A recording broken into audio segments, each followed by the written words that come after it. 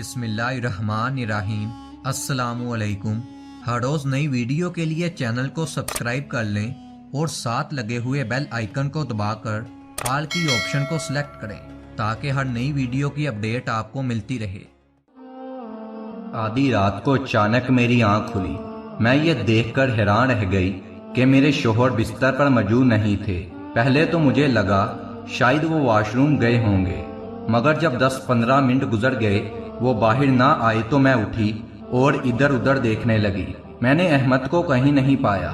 میں تیزی سے باہر کی جانب گئی۔ ابھی میں نے حویلی کے صحن میں قدم رکھا ہی تھا کہ گھر کے بیرونی دروازے سے احمد آتا ہوا نظر آیا۔ رات کے اس پہر انہیں باہر سے آتا دیکھ کر مجھے بہت تعجب ہوا۔ میں بولی، اس وقت آپ کہاں چلے گئے تھے؟ تب احمد بولے، کہیں نہیں، بس ذرا گھبراہٹ ہو رہی تھی تو سوچا باہر کا چکر لگا لوں۔ ان کی بات پر مجھے یقین آ گیا کیونکہ ابھی شادی کو بامشکل 1 ہفتہ ہی ہوا تھا، سو شک کرنے کی وجہ نہیں بنتی تھی۔ اگلی رات پھر اچانک میری آنکھ کھلی تو حسب معمول احمد اپنے کمرے میں موجود نہیں تھے۔ میں جلدی سے صحن کے گیٹ کی جانب بڑھی۔ ابھی مجھے گیٹ سے قدم باہر نکالے چند منٹ ہی ہوئے تھے کہ سامنے سے احمد جاتا ہوا نظر آ گیا۔ وہ حویلی کے پچھلے حصے کی جانب مڑ رہا تھا۔ رات بہت خاموش تھی، ہر طرف خوب اندھیرا تھا، اس لیے ڈر کے مارے میں واپس آ گئی۔ اگلے دن جب میں نے گھر کی ملازمہ سے پوچھا کہ گھر کے پچھلے حصے میں کون رہتا ہے، میری بات سن کر ملازمہ نے حیرت سے منہ ہاتھ پر رکھ لیا اور بولی، بی بی جی، آج تو آپ نے یہ بات کر لی ہے، مگر دوبارہ یہ بات مت کیجیے گا۔ میں جانتی تھی احمد مجھ سے بے پناہ محبت کرتا ہے، وہ مجھ سے کچھ نہیں چھپائے گا۔ رات کو احمد کے آتے ہی میں نے احمد سے پوچھا، کل میں نے آپ کو حویلی کی جانب جاتے ہوئے دیکھا تھا، آپ وہاں کیوں گئے تھے؟ میری یہ بات کرنے کی دیر تھی میرے منہ پر زوردار تھپڑ پڑا۔ بولے، آج تم نے یہ ہمت کر لی، مگر آئندہ تم نے اس طرف جانے کی ہمت بھی کی تو وہ دن تمہاری زندگی کا آخری دن ہوگا۔ میں سوچ بھی نہیں سکتی تھی کہ مجھ سے بے پناہ محبت کرنے والا شخص اس قدر غصے والا اور ایسی حرکت کر سکتا ہے۔ میں ان کے اس رویے پر چپ ہو گئی، مگر میں نے دل میں ایک فیصلہ کر لیا تھا، جیسے ہر حال میں پایا تکمیل کو پہنچنا تھا۔ وہ رات خاموشی سے گزر گئی، مجھے اگلی شام کا انتظار تھا۔ آدھی رات کو اچانک آنکھ کھلی تو احمد کمرے سے باہر نکل رہا تھا۔ اس نے پیچھے مڑ کر دیکھا تو میں نے فوراً آنکھیں بند کر لی اور سونے کا ناٹک کرنے لگی، مگر جیسے ہی وہ کمرے سے باہر نکلا میں بھی اس کے پیچھے پیچھے چل پڑی۔ میں نے دل میں یہ طے کر لیا تھا کہ آج تو سچ جان کر رہوں گی۔ احمد حویلی سے باہر نکل چکا تھا۔ رات ٹھنڈی تھی، اس پر دھند اس قدر زیادہ تھی کہ ہاتھ کو ہاتھ نظر نہیں آتا تھا، اسی لیے میں تھوڑا سا فاصلہ رکھ کر دبے دبے قدموں پیچھے چلتی رہی۔ احمد کو پتا نہیں تھا میرے پیچھے کون ہے۔ احمد حویلی میں جا چکا تھا، سامنے کا دروازہ کھول کر اندر داخل ہو گیا، لیکن خوشی کی بات یہ تھی کہ دروازہ تھوڑا سا کھلا رہ گیا۔ میں چھپ کر اندر کا منظر بآسانی دیکھ سکتی تھی۔ اندر جاتے ہی احمد نے کمرے کی لائٹ آن کی۔ اس کے بعد کا منظر دیکھ کر میرے ہوش اڑ گئے۔ میں سوچ بھی نہیں سکتی تھی سچائی اتنی بھیانک ہوگی۔ میں نے وہاں ایک خوبصورت لڑکی دیکھی جو ویل چیئر پر بیٹھی تھی۔ میرا شوہر اس کی گود میں سر رکھ کر باتیں کر رہا تھا۔ میرے لیے یہ مرحلہ ناقابل برداشت تھا، آنکھوں میں آنسو۔ میں سوچ بھی نہیں سکتی تھی کہ میرا شوہر میرے ہوتے ہوئے اس طرح کی سرگرمیوں میں ملوث ہوگا۔ میرے اوپر جیسے قیامت برپا ہو گئی۔ میرا شوہر آدھی رات کو اٹھ کر کسی غیر لڑکی کی قربت میں جا بیٹھے۔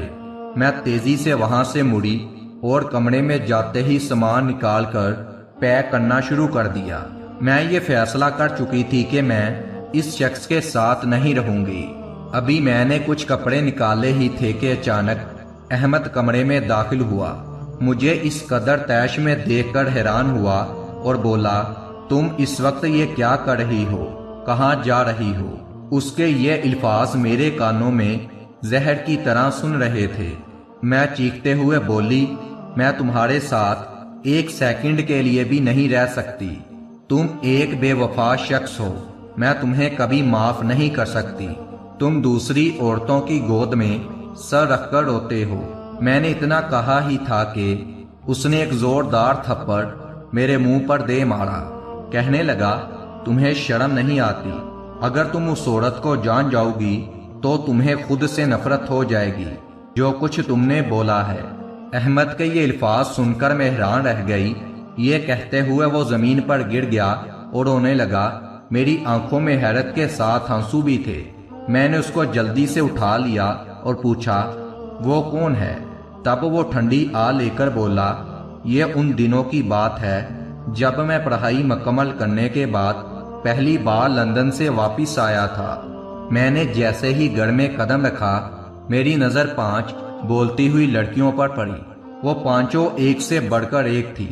میں نے اماں سے ان کے بارے میں پوچھا تو اماں نے مجھے بتایا کہ بیٹا، یہ حلیمہ کی بیٹیاں ہیں، تمہاری بہنیں ہیں۔ مگر اماں کی یہ بات سن کر میرے دل میں کئی شیطانی خیالات اڑے، کیونکہ میں باہر سے پڑھ کر آ رہا تھا، اسی لیے میرے لیے یہ کوئی نئی بات نہ تھی۔ مجھے تو دل لگانے کا اچھا بہانہ مل گیا تھا۔ ہر وقت میری خدمت کے لیے وہ تیار رہتی۔ میں نے ایک ایک کر کے ان 5 بہنوں کو اپنی گرفت میں لے لیا۔ وہ پوری طرح میرے جال میں پھنس گئی۔ میں نے باری باری 5 کے ساتھ اپنی شیطانی خواہشات کو پورا کیا۔ ان میں سب سے چھوٹی 14 سال کی تھی۔ مگر میرا برا وقت اس وقت شروع ہوا جب ایک رات ان کی سب سے چھوٹی بیٹی میرے پاس کمرے میں آئی اور بولی، صاحب جی، میں ماں بننے والی ہوں۔ اس کی بات سن کر میں ہکا بکا رہ گیا۔ میں نے کہا، یہ تم کیا کہہ رہی ہو؟ تب وہ میرے پاؤں میں گر گئی اور بولی، صاحب جی، میں سچ کہہ رہی ہوں۔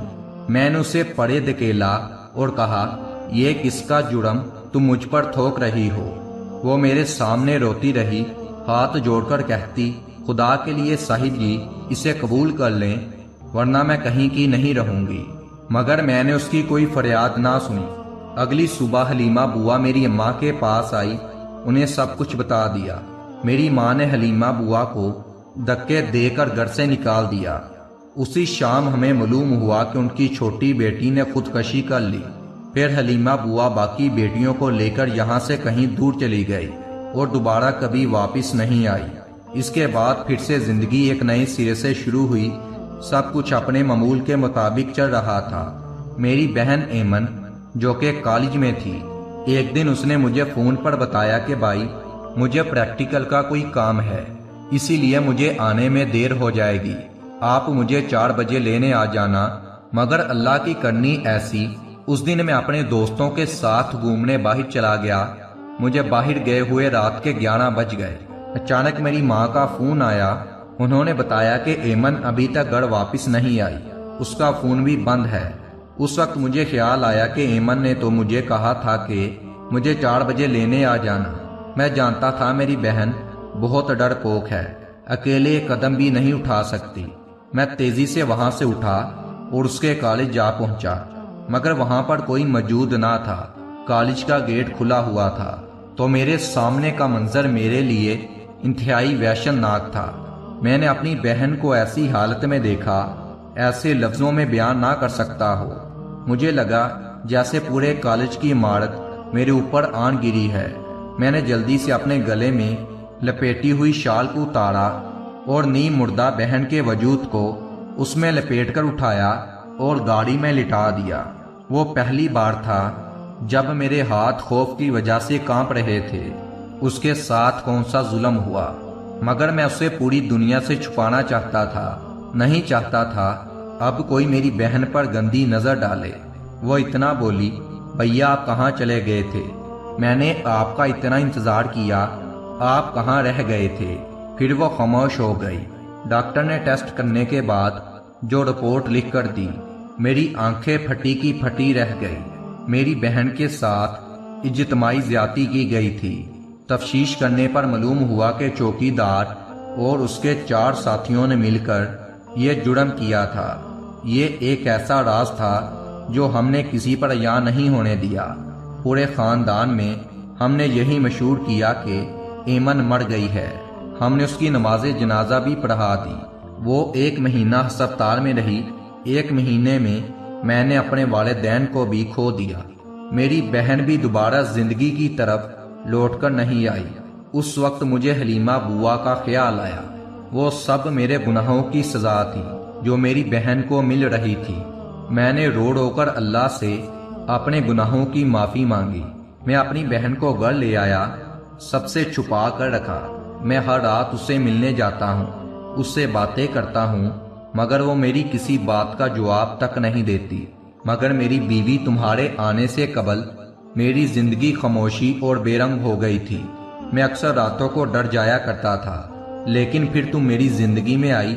میں نے تم سے شادی اس لیے کی کیونکہ میں تمہارا ساتھ پا کر میں زندگی کی طرف لوٹا تھا۔